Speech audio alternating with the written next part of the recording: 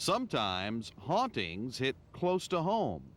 Take the case of Sonny Piercy, who says some very familiar ghosts roamed here in her Bristol home for years. My uncle's second wife, it was her grandparents' house, and she had grown up there.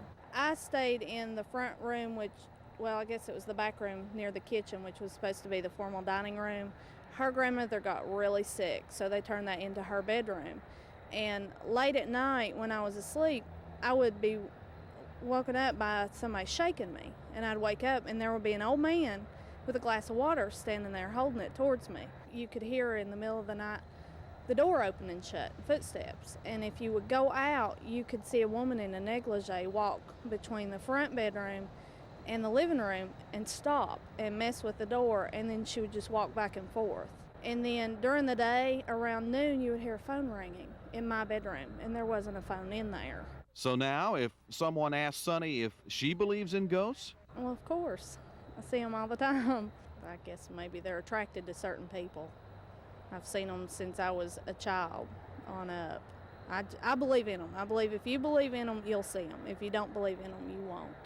Now, over in Elizabethton, they say if you hang around the covered bridge long enough, you just might encounter a vampire bat. In 1778, James Robertson brought some people across the mountains to settle in around Sycamore Shoals, where Elizabethton is now. Now, the story was, now most of these were Scots, most of them, but there was two Bulgarians in there. And the story is that they were both vampires. Vampires in Elizabethton. Can you imagine this? If you're walking past a covered bridge and you look up and you see something hanging from the ceiling, it may not be sparrows, maybe our Bulgarian friends. So, do you believe? How serious should we take these stories anyway?